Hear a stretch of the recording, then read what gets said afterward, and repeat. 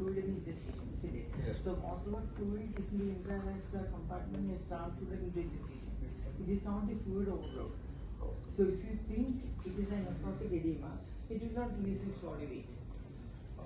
This is a redistribution of fluid from the vascular compartment to the interstitium.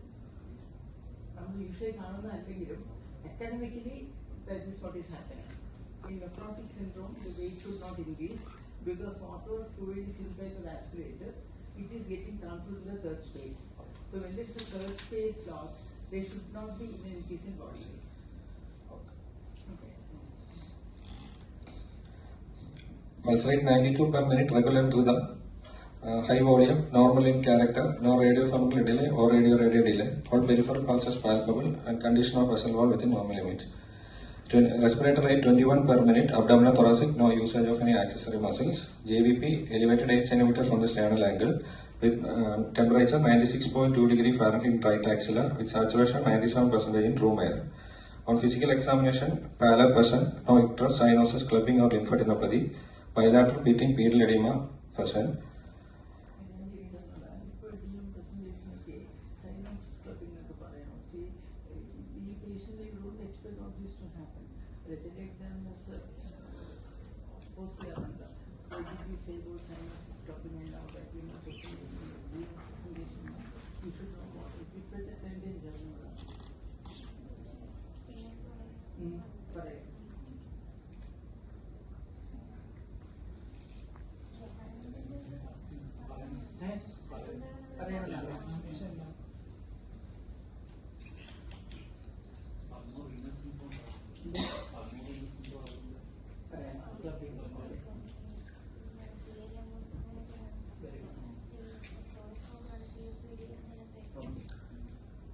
Respiratory system. Chest movement was within normal limit. Palpable scar visible, and on auscultation, bilateral basal inspection scar. Respiratory system. Chest inspection.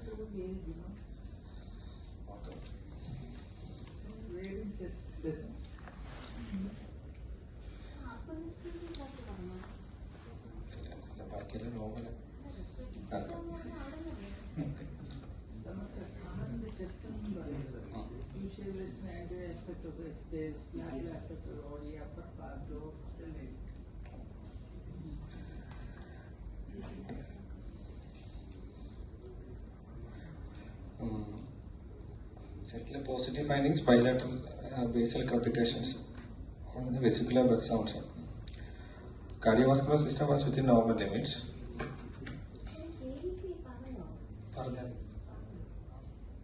JVP elevated 8 cm from the sternal angle. Vital cell. Two things. Either you should present properly respiratory system. As she said, upper respiratory tract is normal. Maybe sinuses not Okay. Maybe you can say respiratory tract is unremarkable except for a scar in the underside aspect of the chest and bilateral rods. But then even casually rounds crepitations other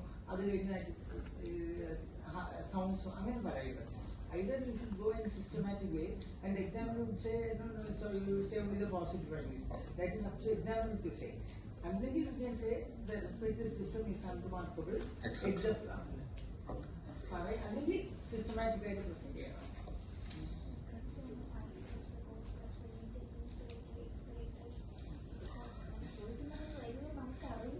Okay.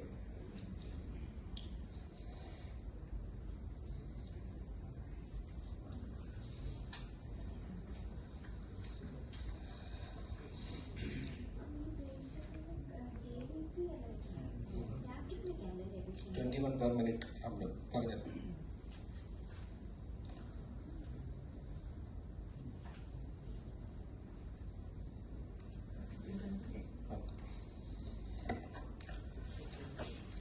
Gastrointestinal system, which was within normal limits, and central nervous system was with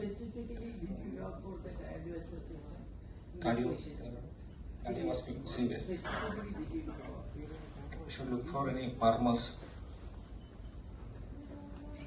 S3 should be.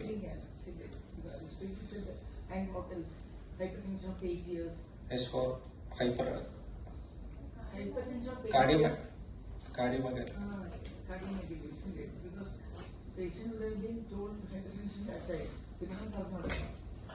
So the evidence for hypertension in India is cardiomegaly. Shift in the apex speech.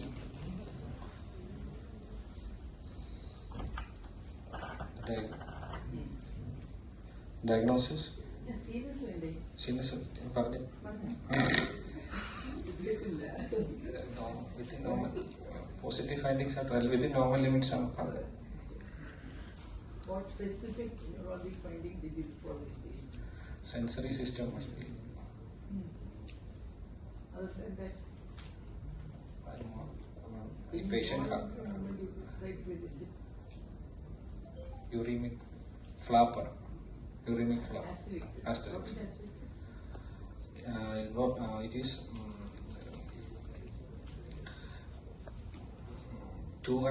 tonic. Will you define asterix? പരീക്ഷ അല്ല, don't worry. ഞാൻ examiner അല്ല. Its joint is what? Wrist. Eh? Asterix is ഏത് joint എന്നോട്? Wrist. Histo. Homework. No, he will do it. Which center is concerned with asterix? Occipit. Okay, what are the other conditions I can produce asterix? Electrolyte imbalance. Cortex.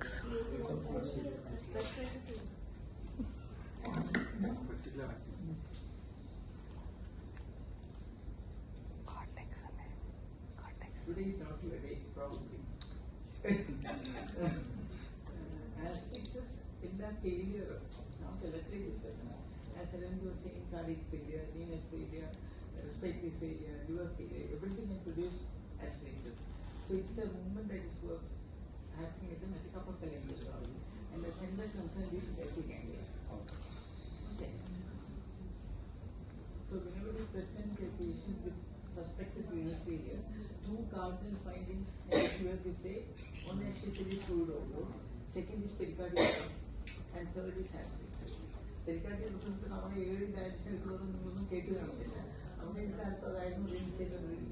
Okay, thank you.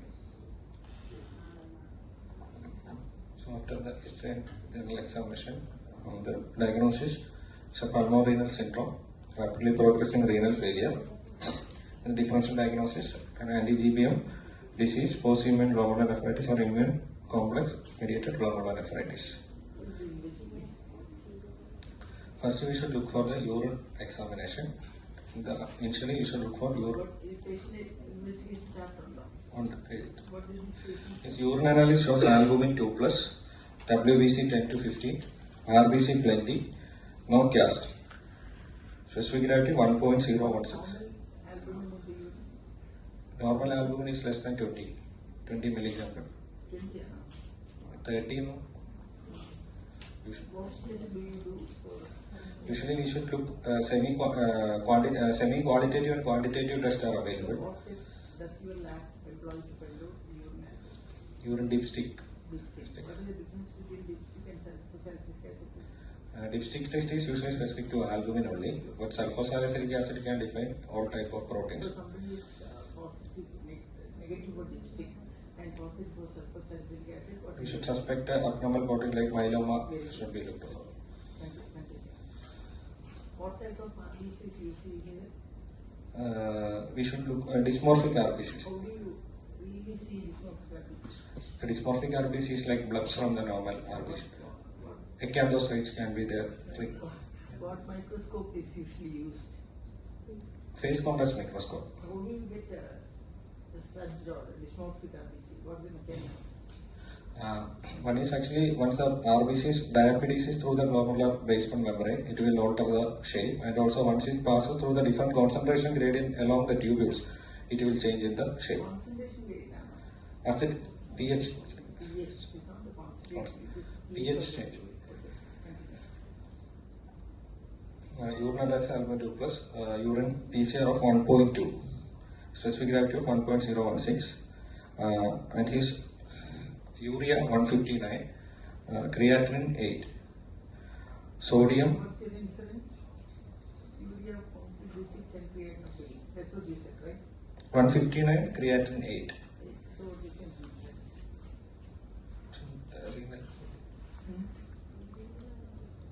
Renal failure. So you think it's an intrinsic renal disease, no? Yes. Three or four.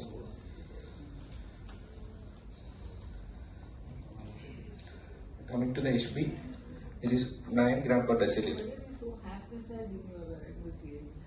Say systematically, your analysis, chemogram, No. biochemical, urea, creatinine, sodium, potassium, bicarbonate, chloride, calcium. Go in order. നിങ്ങളോട് പരീക്ഷയ്ക്ക് ഇത് തന്നെ പറയും.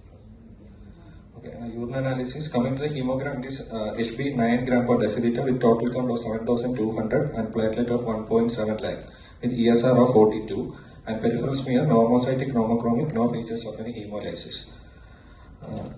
Coming to the biochemistry, total bilirubin 0.5 and direct bilirubin 0.1. SGOT and SGPT 15 and 10 respectively. Alkaline phosphatase of 114 with urea 159, creatinine 8 and uric acid 8.1, sodium 136 and potassium 5.4. Total protein albumin 5.6, 2.9. Coming to is C3 and C4 level. C3, C4, it is within normal range. And APT, C3, what is normal C4? What is normal a different normal level C4? labs which Range ഉണ്ടല്ലോ. different 85 usually C3 will be 80, more than 85 is considered as normal. Because that's One- why C3 will be increased as well, isn't it? 120, So 180. remember as FBS. C4, C4 15 to remember as urea.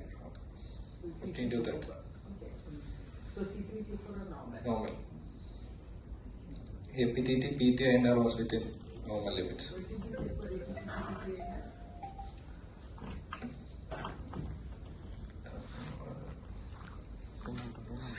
Anyway, patient if further renal biopsy. the patient got hemostasis. Yes, ma'am. Coagulopathy. Rahul അവിടെ പോയി USG, abdomen and pelvis, right kidney 10.1 into 4.6 centimeters, left kidney 10.1 into 4.7 centimeters, and CMD was maintained. And proceed in a biopsy. So what do you see on the right side? Now, that's what is the expected treatment? From the history of the patient, since our rapidly progressing renal failure and involvement of pulmonary system is also, so a pulmonary renal syndrome in which due to smoking and the age of 61, we will consider first differential diagnosis of anti-GBM disease and second diagnosis of a post-immune glomerular nephritis. In the light, Now that the serology for prostate. Anka is P Anka is positive. So, P Anka is positive. So we suffered a post-immune glomerular nephritis. In the microscopy, in the light microscopy, we will see fibrinode necrosis in the vessels. Is it positive percent on the biopsy? What do you look for? If rapidly progressive glomerular disease. Crescents. Let me say that. What is the crescent? Crescents is proliferation, extracapillary proliferation of cells, which consists of more than 2 layers of cells, parietal epithelial cells, more than 2. Crescents are formed from there is rupture of the glomerular basement membrane, from which usually macrophages and fibrins can be deposited in the movement space. Basically, there is basement brain injury or something else. Inflammation leading on to Inflammation of what? endothelium. Initially, there is an endothelial injury, then it involves basement membrane, then there is a deposition of coagulation products, fibrin. That is where the crescent is formed. So, what type of crescent do you expect here? Since it is a post-immune glomerular nephritis, we have a pleomorphic level. That is, different stages of crescents can be seen: cellular, fibrocellular, and fibrous crescent can be seen. The five can be seen in this. How did the biopsy show? Actually, The biopsy showed 21 glomeruli. None was obsolescent. What is the minimum glomeruli required for light microscopy? IF and electron. 20 glomeruli. Lila. According to the there is the focus. This is a study. 10. 10. Only for IF and only for electron. That's actually that is for transplant actually 10 glomeruli and 2 vessels should be there. For the other light microscopy, according to the paper on focus on latest, it says that it's usually for focal segmental glomerulosclerosis number of glomeruli like minimum 20 should be there. Transplant 10 glomeruli plus 2 vessels. Banks classification criteria. And in this actually the patient contains 2 glomeruli have segmental fibrinode necrosis and mesangial metric expression with nodularity was there. No endocapillary hypercellularity noted. Peripheral capillary loop open and congruent was negative. The patient has, out of the 6 glomeruli, 29% of cellular crescents was there. And only cellular crescents.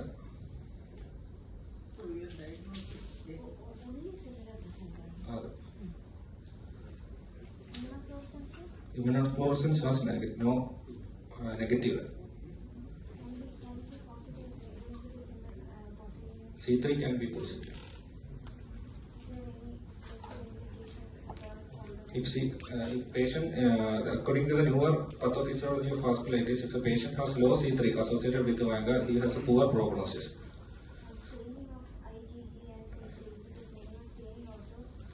Vascular, poor.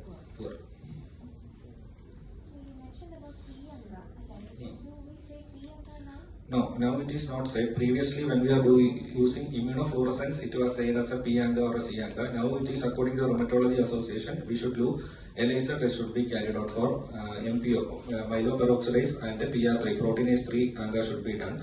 And we should combine both IF and ELISA to label it as an anga negative vasculitis because the sensitivity varies along the IF as well as ELISA. Whether ELISA has only 80 to 90% sensitivity, where 10% will have a negative value. So we should combine before combining as anga negative also.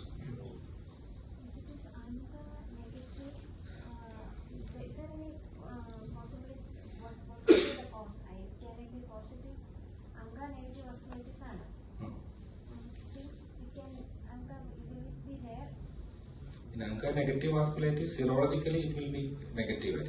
We should look which.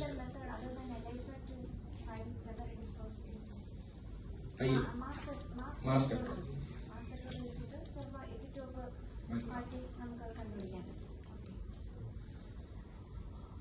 In other we are usually only looking for myeloperoxidase activity. Other minor antigens such as lactoferrin, desmins, and others are also there, which can also produce vasculitis, which are not routinely using in our ELISA method, like lactoferrin, desmin, etc. MP. PP.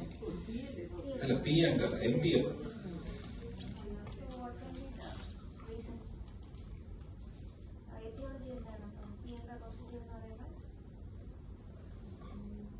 Microscopic polyangiitis. Microscopic polyangiitis predominantly renal involvement, pulmonary involvement less. But in only in PR3 anga, usually pulmonary involvement and also more. MP anga. It can involve nervous system can be there, mononeuritis multiplex can be there, skin involvement, peripheral skin lesion, arthritis can be there, another systemic involvement.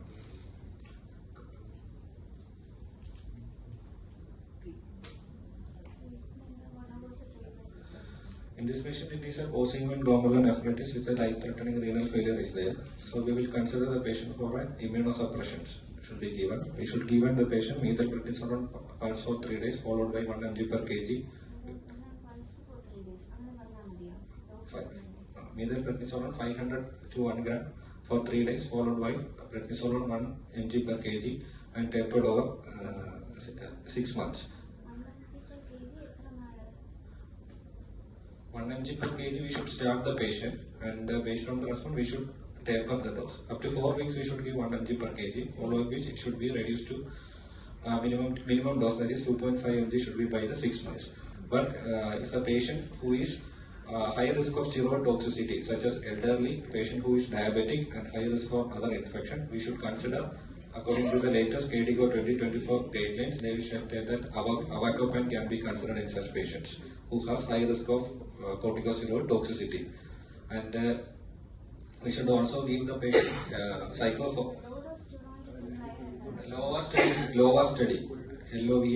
studies is done, and also the other study which you suggested low dose is actually the Pexiva study. It was in Pexiva study it compared the low dose and the normal dose of steroid, which was published in 2020, and also it also compared the use of plasmapheresis in a patient with vasculitis, in which actually in the Pexiva study the patient also second immunosuppressant, another immunosuppressant, that is cyclophosphamide or rituximab. We have given cyclophosphamide was given for the patient. The trials on cyclophosphamide is one is Cyclops trial, which considered the oral cyclophosphamide versus IV cyclophosphamide, which shows that oral and the cyclophosphamide was equally effective, but the relapse rate was more when compared with oral dose. And also cumulative dose toxicity was more with the oral cyclophosphamide, or IV, and it was also more in patients with the PR3 ANGA.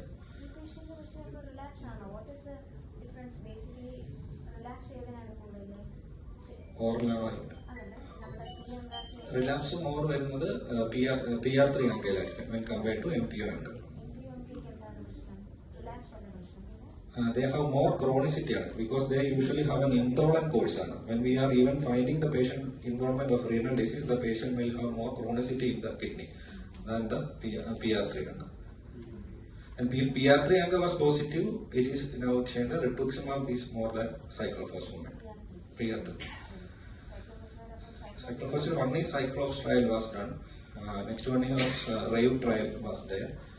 Then rituximab trial was done. In rituximab trial, rituximab was given along with the 2 doses of cyclophosphamide, which was given on day 0, and the third dose was given. That is day 0. That is third dose in the second dose of cyclophosphamide.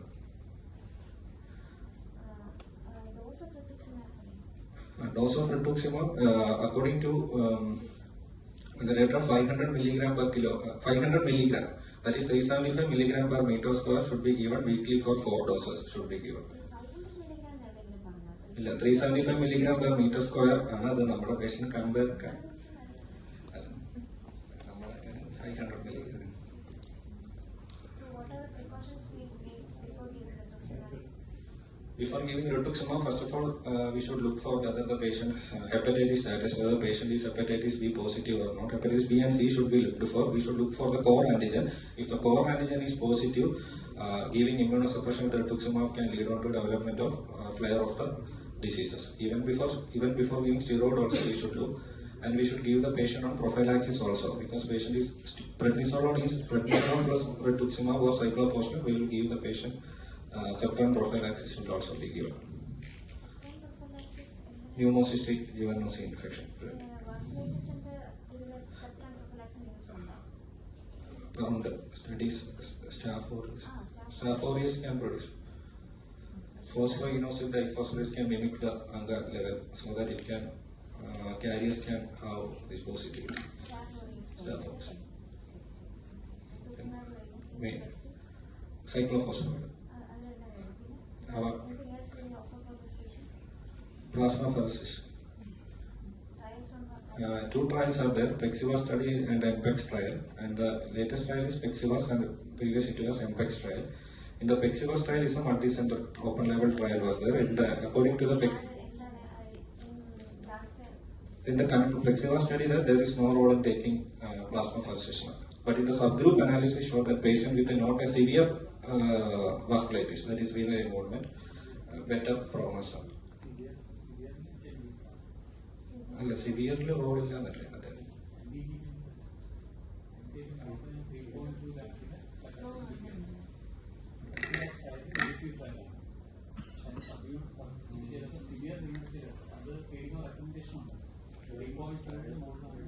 3.2 actually ആ sub group അനാലിസിസിൽ വന്നിരിക്കുന്നതാണ് 3.2 എന്നുള്ളത്.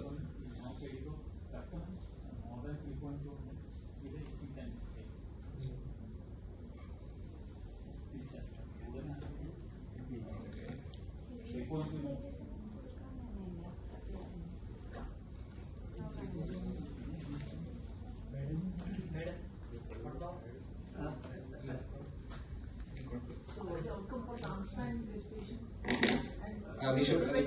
One more question. Hemostasis, how do you expect hemostasis? It is vasculitis or pulmonary vessel involvement. Is it microscopic volume? 5% patient can have. Suppose you give this patient transplant for the Okay, there is vasculitis is not a contraindication for transplant, but the patient should be in clinically remission for 1 year. But ANGA level is not a contraindication. There is no need of ANGA negativity before transplantation, like anti-GBM, where 6 months patient will be negative. Okay, good.